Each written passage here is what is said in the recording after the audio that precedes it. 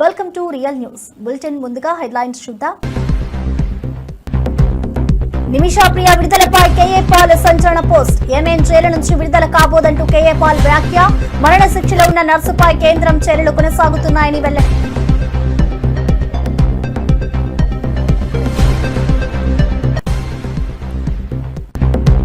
హరిహర వీరమల్లుపై కారుమూరి సునీల్ సంచలన వ్యాఖ్యలు. ప్రభుత్వం వచ్చింది, కావాల్సిన రేట్లు పెట్టుకుంటున్నామని గొప్పగా సాధించుటూ చెప్తున్నారని వ్యాఖ్యలు. సినిమాల సంగతి సరే, మరి రైతుల పరిస్థితి ఏంటని ప్రశ్నించిన కారుమూరి.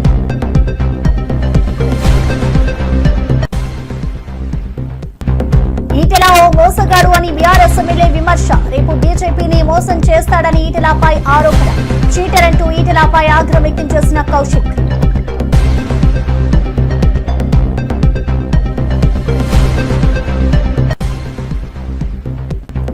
ఎస్పీ రోహిత్ కుమార్ చౌదరిపై రెచ్చిపోయిన జెసి ప్రభాకర్ రెడ్డి. ఏఎస్పీ రోహిత్ ఓ అవినీతి అధికారి, నీపై ఫిర్యాదు చేస్తా, కేసు పెడతానని వెల్లడి. నేను నా కుటుంబ సభ్యులు నీకు వ్యతిరేకంగా పిఎస్ వద్ద ధర్నా చేస్తామని వ్యాఖ్య.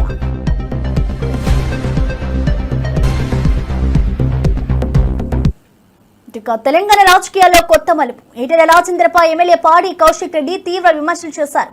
ఈటెలను చీటర్, మోసగాడిగా అభివర్ణించారు. రేపో ఎల్లుండో బీజేపీని మోసం చేస్తాడని అన్నారు. ఈ వ్యాఖ్యలు రాజకీయ వర్గాల్లో చర్చనీయాంశంగా మారాయి. ఈటెల ఇటీవల చేసిన కార్యకలాపాలపై విశ్లేషకులు కూడా విమర్శిస్తున్నారని పాడి కౌశిక్ వ్యాఖ్యలు మరింత వేడిరా చేశాయి. బీజేపీకి ఇది కొత్త సమస్యగా మారనుందా అని రాజకీయ వర్గాలు ఆందోళన చెందుతున్నాయి. పాడి కౌశిక్ వ్యాఖ్యలతో రాజకీయ వాతావరణం మరింత వేడెక్కుతోంది. అంటే నువ్వు కాంగ్రెస్ పార్టీలోకి పోతున్నావు, అయింది రేపనేళ్ళున్నాను ఏడజాలను దిక్కు. ఇప్పుడు ఆల్రెడీ కేసీఆర్ గారు మోసం చేసినావు, టీఆర్ఎస్ కార్యకర్తలను మోసం చేసినావు, హుజరాబాద్ ప్రజల్ని మోసం చేసినావు. ఇప్పుడు నిన్ను నమ్ముకుని వచ్చిన టీఆర్ఎస్ ఇచ్చిపెట్టి బీజేపీలోకి వచ్చిన కార్యకర్తలను మోసం చేసినావు. ఇవాళ రేపు ఎల్లుంటో బీజేపీని కూడా మోసం చేస్తావు. ఇంత మోసపోయిన చరిత్ర నీది. అంత దారుణమైన చరిత్ర పెట్టుకున్నా చరిత్ర తెలుసా? నీ చరిత్ర ఎవరు తెలియదా బాబు? నువ్వు చీటర్ అని తెలుసు, నువ్వు మోసగాను అని తెలుసు, అన్నీ తెలుసు. ప్రజలన్నీ కూడా గమనిస్తా ఉన్నారు. ఖచ్చితంగా మళ్ళా కూడా నేను చెప్తా ఉన్నా, హుజరాబాద్ గడ్డ మీద కూర్చొని చెప్తా ఉన్నా, 5 మండలాల్లో 5 జెడ్పీటీసీలు గెలిచేది బీఆర్ఎస్ పార్టీయే, 5 ఎంపీపీలు గెలిచేది బీఆర్ఎస్ పార్టీయే, ప్రతి గ్రామంలోకి ఎంపీటీసీ గెలిచేది బీఆర్ఎస్ పార్టీయే, ప్రతి వార్డు మెంబర్ గెలిచేది బీఆర్ఎస్ పార్టీయే, ప్రతి సర్పంచ్ గెలిచేది బీఆర్ఎస్ పార్టీయే, ప్రతి కౌన్సిలర్ గెలిచేది బీఆర్ఎస్ పార్టీయే, ప్రతి చైర్మన్ గెలిచేది బీఆర్ఎస్ పార్టీయే. రాసి పెట్టుకోండి, మీకు ఇవాళ చెప్తున్న ఈ మాట.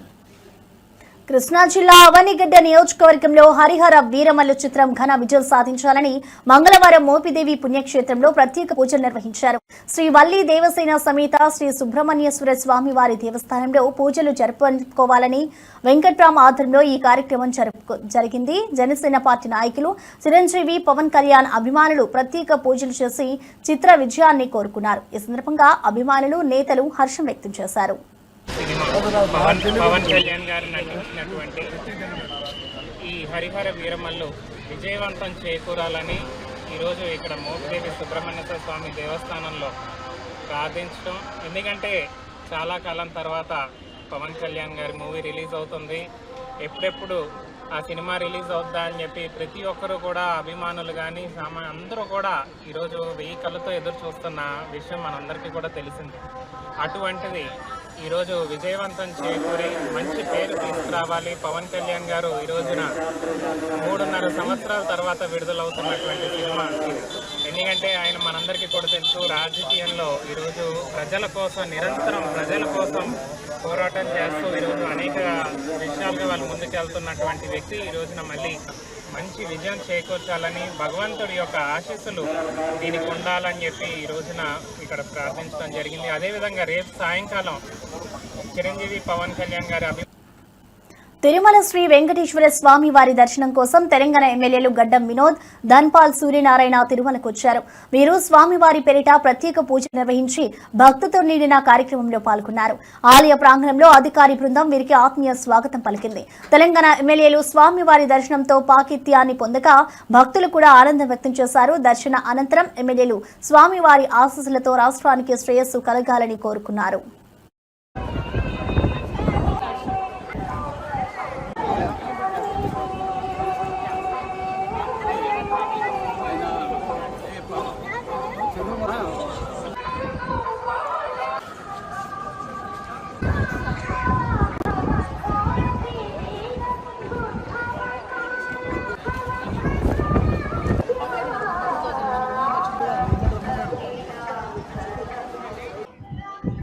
నమో వెంకటేశాయ నమః.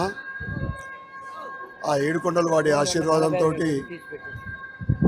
ఇరు రాష్ట్రాల తెలుగు ప్రజలు సుఖ సంతోషాలతో ఉండాలని, ఇప్పుడు ఏదైతే వర్షాకాలంలో రైతుకు అనుకూలమైన వర్షాలు, అతివృష్టి కాకుండా అనావృష్టి కాకుండా మంచి పంటలు పండించాలని, రైతు బాగుంటే మనం బాగుంటాం, దేశం బాగుంటుంది.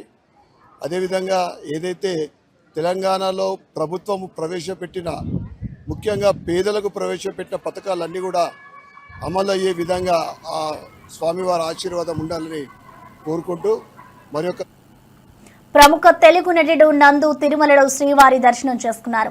టీటీడీ ఆలయంలో ప్రత్యేక పూజలతో ఆయన భక్తులను ఆనందభరిత క్షణాల్లో ముంచేశారు. నందు దర్శనంతో ఆలయంలో సందడి నెలకొంది. ఆయన ఈ సందర్భంగా మీడియాతో మాట్లాడి శ్రీవారి దర్శనం తన జీవితంలో ఎంతో ప్రత్యేకమని అభివర్ణించారు. తిరుమలలో అభిమానులు నందును చూసేందుకు ఎగబడ్డారు.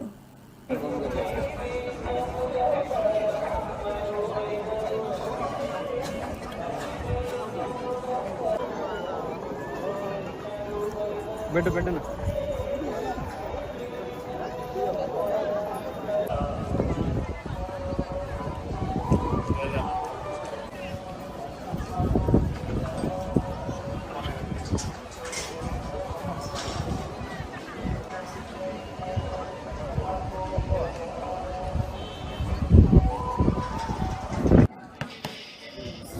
అందరికీ నమస్కారం. నేను మీ నందు. తిరుమల దర్శనానికి వచ్చాం, వెంకటేశ్వర స్వామి దర్శనానికి. చాలా కాలం తర్వాత నేను ఇక్కడ రావడం జరిగింది.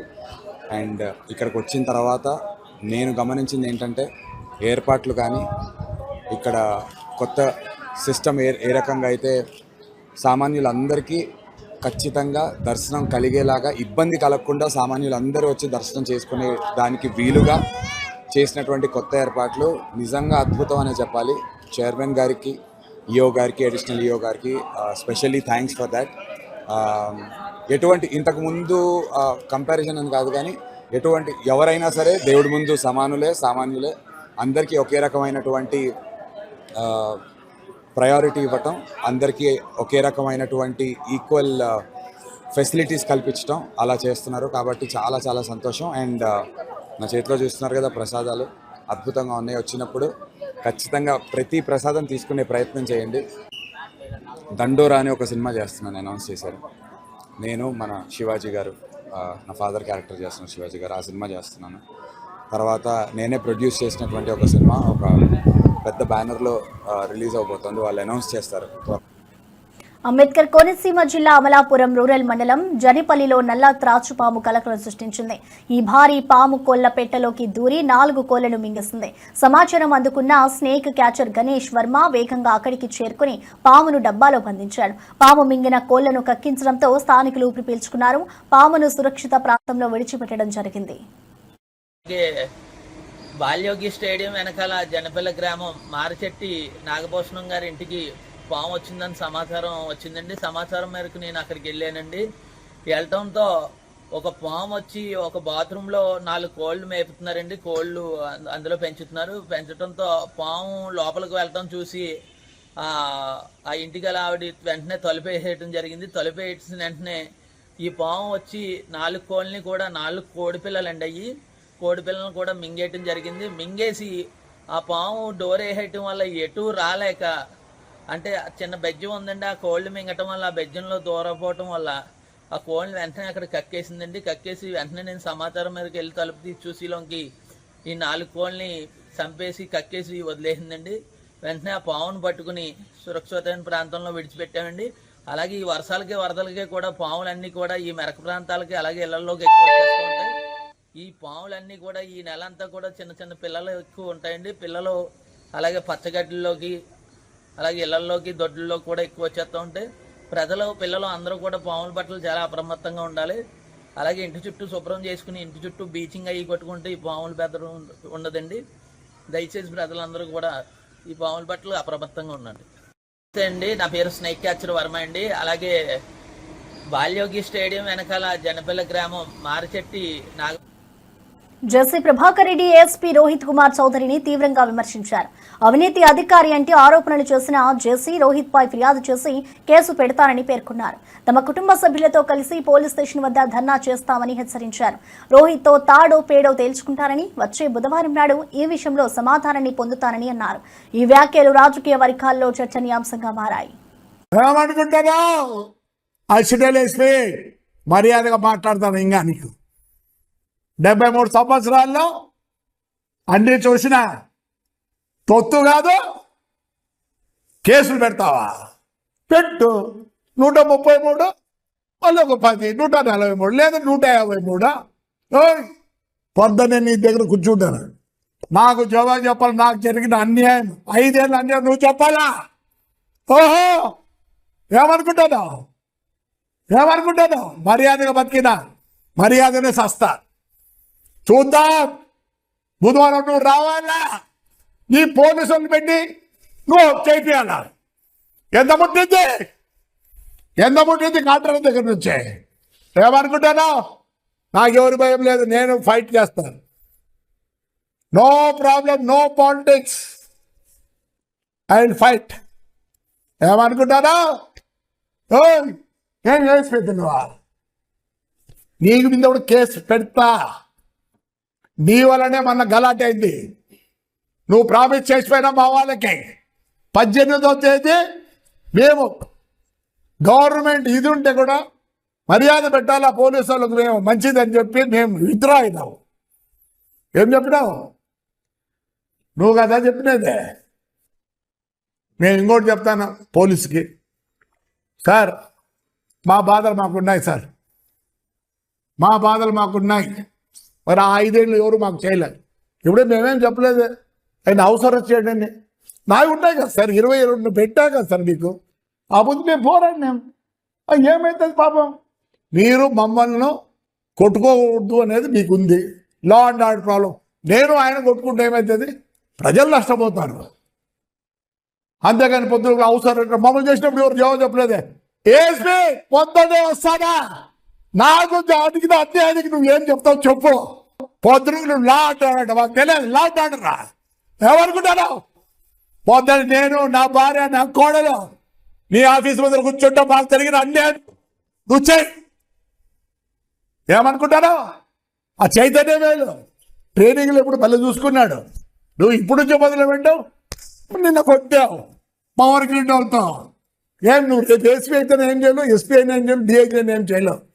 రోజుకు పోలీసులు ఎందుకు ఇప్పుడు జైల్లో ఉన్నారు? మీలాంటి వాళ్ళు ఉంటే అయిపోతే జైల్లో ఉన్నారు. చెప్తాను. పొద్దునే వస్తున్నా. పొద్దునే 9:30 వచ్చి కూర్చుంటా. నేను నా భార్య బుక్కులు తీసుకొని అన్నీ తీసుకొని 133 కేసు కూడా జవాబు చెప్పా. అతి పడతావు. అదో ఏం చేస్తావు? పో కంప్లైంట్ చేయి. నీకు పవర్ ఉంది. సరే, నేను కంప్లైంట్ చేస్తా. నీ మీద నువ్వు కదా మాకు చెప్పినది. మళ్ళీ కేసులు పెట్టావా? మేము ఎప్పుడు బయటకు వచ్చినాం? అడగండి. మీ సీఏ గారు ఉన్నారు, మీ కెమెరాలు ఉన్నాయి, అన్నీ ఉన్నాయి. దొంగ గారు నువ్వే పిలిపించినావు. నీకు అన్నీ తెలుసు. ఏమనుకుంటాను? నువ్వు వేసి అయితే ఇస్తాం. డ్రెస్కు మర్యాద ఇస్తాం. అదే నీ ఇష్టం. బుధవారం రెడీ. నువ్వు పోలీసు వాళ్ళని పెట్టి కట్టేసి చూస్తా. Yes, with all the GOs will come. We can fight. Harihara Veeramallu చిత్రంపై కారుమూరి సునీల్ తీవ్ర వ్యాఖ్యలు చేశారు. ప్రభుత్వంపై విమర్శిస్తూ కావాల్సిన రేట్లు పెట్టుకుంటున్నారని ఆరోపించారు. సునీల్ మాట్లాడుతూ సినిమాల సంగతి సరే, కానీ రైతుల పరిస్థితి ఏమిటని ప్రశ్నించారు. మీ సినిమా టికెట్లు అమ్ముకుంటే ఎవరి కడుపు నిండుతుందంటూ తీవ్ర వ్యాఖ్యలు చేశారు. ఈ వ్యాఖ్యలు సినీ పరిశ్రమలో చర్చనీయాంశంగా మారాయి. Harihara Veeramallu cinema audio function లో ఆయన మాట్లాడుతున్నారు. మన ప్రభుత్వం వచ్చింది, మనకు కావాల్సిన రేట్ పెట్టుకుంటున్నాము అని చెప్పి ఏదో పెద్ద గొప్పగా ఏదో ఒక సాధించినట్టుగా చేస్తారు. కానీ మన రాష్ట్ర రైతుల సంగతి ఏంటి? మరి ఈ మండలంలో, ఈ నియోజకవర్గంలో మరి కోకో రైతులు నష్టపోతున్నారు గిట్టుబాటు ధర లేక. మరి అలానే ఆయిల్ పామ్ రైతులు ఇబ్బందులు పడుతున్నారు, టొబాకో రైతులు ఇబ్బంది పడుతున్నారు. మరి ప్రతి ఒక్క రైతులు ఇబ్బంది పడుతున్నారు. ఎక్కడ రైతు బంధు అన్నారు. ఎక్కడ రైతు బంధు? ఎక్కడ? రైతుల్ని ముంచేసి రైతులకు కావాల్సింది చేయకుండా మీ సినిమా టికెట్లు గొప్ప. ఎవరు కడుపు నిండుతుంది? మీ సినిమా టికెట్లు అమ్ముకుంటే మీ కడుపు నిండుతుంది. మరి రైతుల కడుపు ఎవరు నింపుతారు? కాబట్టి మీరంతా కూడా రైతులకు చేయండి, సామాన్య ప్రజల కోసం మీరు చేయండి. కానీ కేవలం పెద్ద పెద్ద కంపెనీల కోసము లేకపోతే సినిమా వాళ్ళ కోసము ఈ ప్రభుత్వం రాలేదు.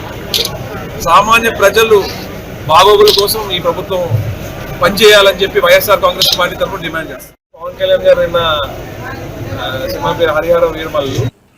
జగిత్యాల జిల్లా బీర్పూర్ మండలంలో వృద్ధ దంపతులు చంద్రయ్య లక్ష్మీబాయి దారుణ పరిస్థితిలో ఉన్నారు. సతీష్ అనే మనవడు వారి ఇంటిని తన పేరు మీద రిజిస్ట్రేషన్ చేయించాలని వేధిస్తున్నాడు. రిజిస్ట్రేషన్ చేయకపోతే ఇంటి నుంచి గెంటిస్తానని బెదిరించాడు. దిక్కుతోచని స్థితిలో ఉన్న వృద్ధులను కుమార్తె మంజుల తన ఇంటికి తీసుకెళ్లింది. దీంతో సతీష్ అత్త మంజుల ఇంటిపై దాడి చేశాడు. ఈ పరిణామాలతో దంపతులు స్థానిక పోలీసులకు ఫిర్యాదు చేశారు. బీజేపీ రాష్ట్ర అధ్యక్షులు రామచంద్రరావు గారి వైఖరి బీసీలకు వ్యతిరేకంగా కనిపిస్తున్నది. తెలంగాణ బీజేపీ అధ్యక్షుడు రామచంద్రరావు బీసీలపై వ్యతిరేక వైఖరి చూపుతున్నారని ప్రభుత్వ విప్ ఆది శ్రీనివాస్ ఆరోపించారు. బీసీ రిజర్వేషన్ అంశంలో సీఎం రేవంత్ రెడ్డి చిత్తశుద్ధిని ప్రశ్నించే హక్కు బీజేపీకి లేదన్నారు. మైనారిటీ రిజర్వేషన్ల ద్వారా బీసీలకు అన్యాయం చేయడానికి బీజేపీ ప్రయత్నిస్తుందని విమర్శించారు. బీసీ రిజర్వేషన్ల విషయంలో ప్రధాని మోదీని రామచంద్రరావు నిలదీయాలని డిమాండ్ చేశారు. ఈటెల ధర్మపురి అరవింద్ ఎందుకు స్పందించట్లేదని ప్రశ్నించారు. బీసీలకు 42% రిజర్వేషన్ల కోసం కులగణన చేసి చట్టం చేసి గవర్నర్కు పంపారు. 9వ షెడ్యూల్లో చేర్పించాల్సిన బాధ్యత కేంద్రానిదేనని ఆది శ్రీనివాస్ పేర్కొన్నారు.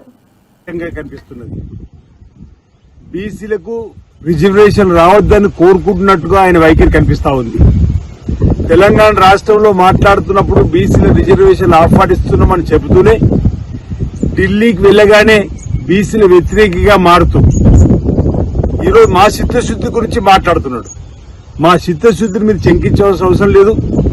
మా గౌరవ ముఖ్యమంత్రి రేవంత్ రెడ్డి గారి ఆలోచన విధానాన్ని మీరు తప్పుపట్టవలసిన అవసరం లేదు. రాజకీయ కోణంలో చూస్తూ ముస్లిం రిజర్వేషన్ అడ్డు పెట్టుకుని బీసీలకు అన్యాయం చేయాలని చూస్తుంది భారతీయ జనతా పార్టీ. రామచంద్రరావు గారు కూడా బీజేపీ రాష్ట్ర అధ్యక్షుడు హోదాలో ప్రధానమంత్రిగా నిలదీయాల్సినటువంటి అవసరం ఉందని మాట సందర్భంగా చెప్తా ఉన్నాం. ఈరోజు బీజేపీలో ఉన్నటువంటి బీసీ నేతలు ఈ అంశంలో మాట్లాడాల్సిన అవసరం ఉంది.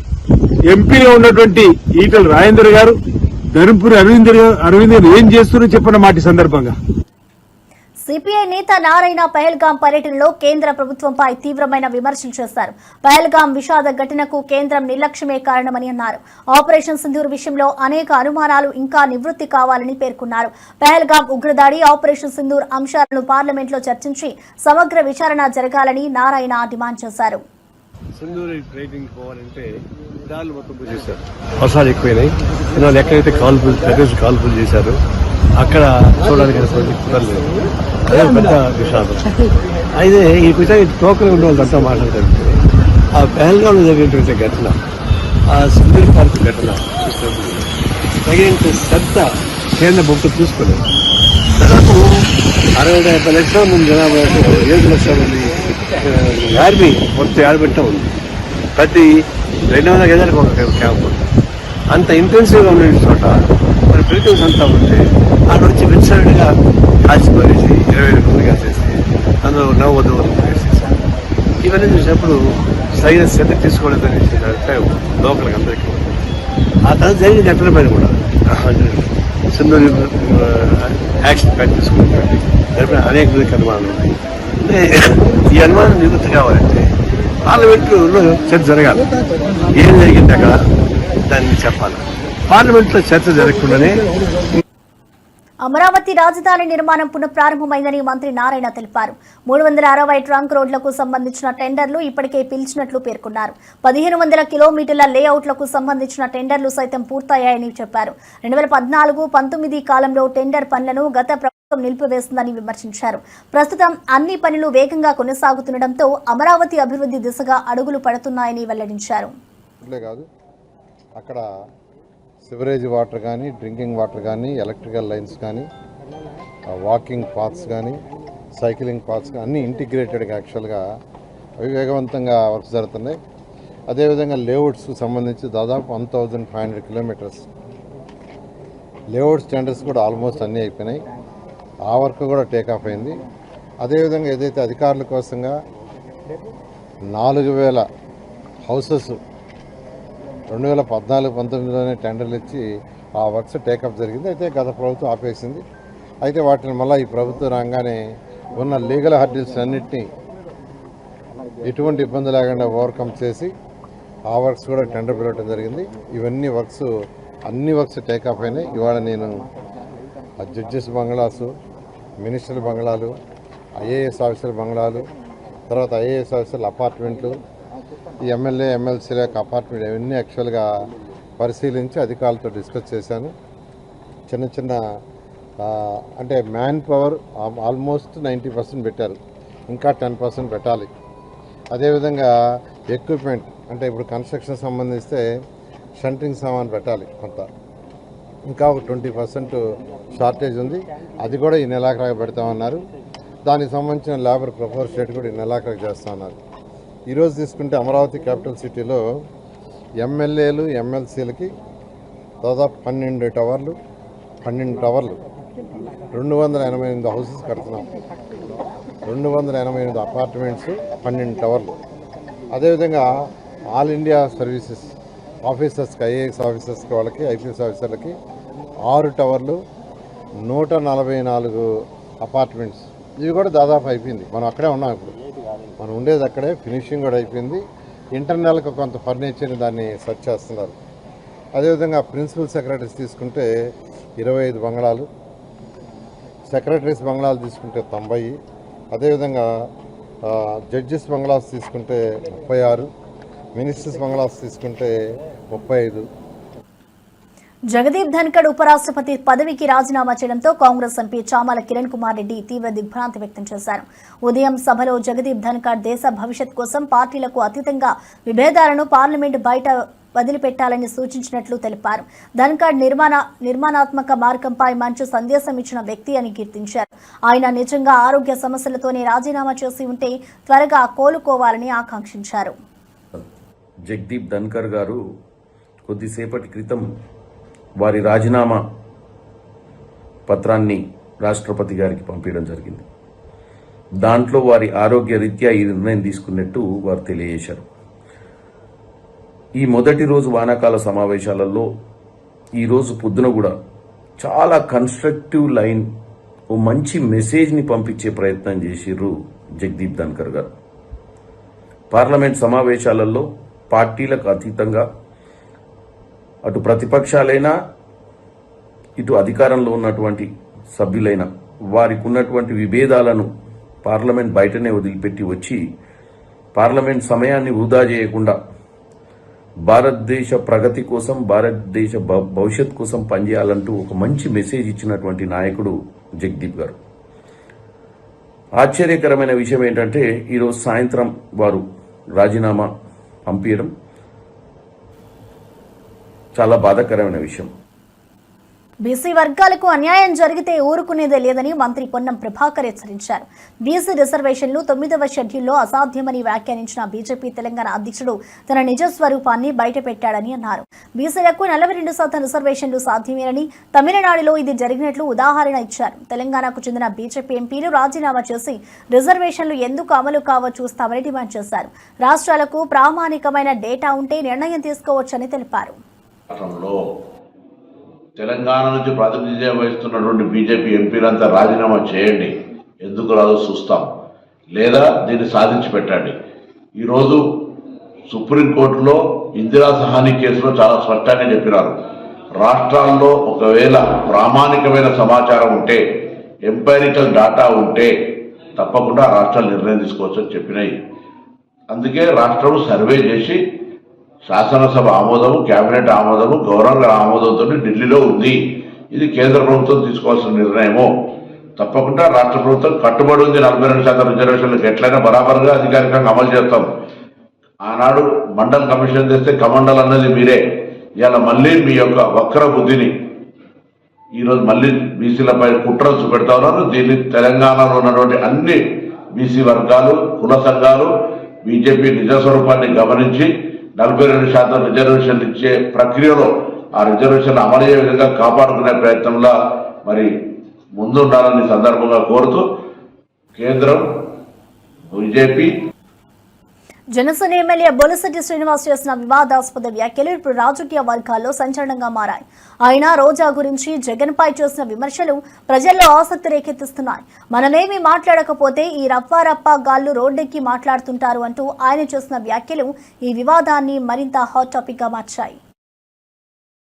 రోడ్లెక్కి మాట్లాడుతూ ఉంటే మనమంతా ఎక్కడున్నామో అర్థం అవట్లేదు నాకు. ఇవాళ రోజా మాట్లాడుతూ ఉంది, ఎమ్మెల్యే నా కొడుకులంట. అది ఆడదో మగదో ఎవరికి తెలియదు. అది మాట్లాడుతుంటే ఎమ్మెల్యే నా కొడుకులంటే జగన్ కూడా దాని కొడుకేనా అని అడుగుతూ ఉన్నాను నేను. మరి ఎమ్మెల్యే అంటే ఆయన కూడా ఎమ్మెల్యే కదా, చంద్రబాబు నాయుడు గారు కూడా ఎమ్మెల్యే కదా. ఆయన వయసు ఎంత, వీళ్ళ వయసు ఎంత, నా వయసు ఎంత, రోజా వయసు ఎంత? ఇలాంటి దురదృష్టకరమైన బూతులు కొంతమంది కాపుల్ని ఉసుగొల్పి వాళ్ళతోనే స్టేట్మెంట్లు. అంబటి రాంబాబు, పేరు నాని, పనికిమాల వాళ్ళంతా వచ్చి డబ్బుంటే అరెస్ట్ చేసుకోమన్నారు.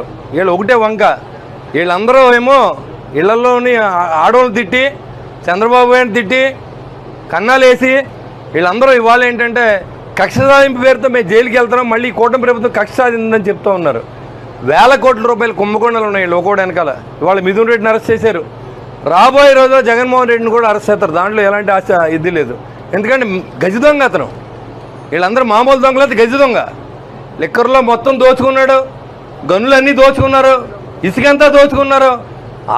అడవి నుంచి వచ్చిన డబ్బు కూడా అమ్ముకున్నటువంటి ప్రభుత్వం ఇవాళ మళ్ళీ సంవత్సరం అయిపోయిన తర్వాత ఇక్కడ శాసనసభ్యుడు మళ్ళీ రోడ్డెక్కి అంతా మర్చిపోయారు. మనం ఇంటింటికి ఒక ఖాతా పెట్టి డబ్బు లాక్కున్నటువంటి లూటీ చేసిన వ్యక్తి అయినటువంటి కొట్టు సత్యనారాయణ కూడా ఇవాళ మాట్లాడుతూ ఉన్నాడు. ఇంతకంటే దురదృష్టం ఇంకోటి ఏమి ఉండదు. సంవత్సర కాలంలో ఎవరు మర్చిపోరు. ఇవాళ బాధితులు సంఘంగా కొట్టు యెమెన్లోని సనా జైల్లో ఉన్న భారతీయ నర్సు నిమిషా ప్రియ విడుదలకు రంగం సిద్ధమైంది. నిమిషా ప్రియ మరణ శిక్ష రద్దు చేయించిన ఘన విజయం సాధించడంలో కీలక పాత్ర పోషించిన నాయకులందరికీ కేఏ పాల్ కృతజ్ఞతలు తెలిపారు.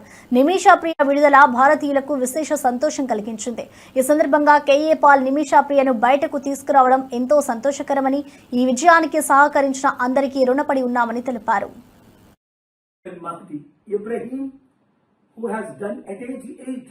Marvelous job, day and night for the last 10 days, and I want to thank all the leadership that is involved to make this a great success. That Nimisha Priya death is cancelled. By God's grace, she will be released and taken to India. I want to thank Prime Minister Modi ji for preparing to send, please, your diplomats to Oman, whichever side, and take Nimisha professionally, safely. And I want to thank Nimisha's mother, who stayed so faithfully in Sana, in that dangerous place. And her husband, Thomas, I spoke to, faithfully help him. President ఉత్తరం రాశాను. 12వ తారీఖు immediate గా call వస్తే chairman గారితో ఇక్కడికి వచ్చేసాను. 13 నుంచి continue meetings. 16ని తన్ను చంపేస్తారు అని అన్ని కన్ఫర్మ్ అయిపోయి మీడియాలో మనం చూసాం. కుటుంబం ఒప్పుకోలేదు, గవర్నమెంట్ ఒప్పుకోలేదు, ఎవరూ ఒప్పుకోలేదు. అప్పుడు దేవుడికి ఏడ్చుకున్నాం కదా, ప్రార్థన చేశాం కదా, మీరందరూ ప్రార్థించారు. ముస్లిం లీడర్స్, మీరు అక్కడ ఉన్న క్రిస్టియన్ లీడర్స్, హిందూ లీడర్స్ అందరూ ప్రార్థించారు నిమిషా ప్రాణాన్ని కాపాడడం కొరకు. అలాగే అనేక ప్రాణాలు మనం కాపాడాలి, ఇదొకటే కాదు. కానీ దీని ప్రాముఖ్యత ఏంటి అన్నది తర్వాత మీకు అర్థమవుతుంది. ఇది ఎట్లా జరిగింది అన్నది మీకు తర్వాత అర్థమవుతుంది, ఇప్పుడు కాదు. ఇప్పుడు ఆ కుటుంబాన్ని అందరికీ నేను వందనాలు చెప్తున్నాను. ముఖ్యంగా మీడియా మిత్రులు, మీరే కానీ ఇది హైలైట్ చేయకపోతే నాకు తెలియకపోతే, అసలు నాకు తెలిసిందే ఢిల్లీలో ఒక సీనియర్ మోస్ట్ మన తెలుగు మీడియా మిత్రుల ద్వారా. మరిన్ని అప్డేట్స్ కోసం చూస్తూనే ఉండండి రియల్ న్యూస్.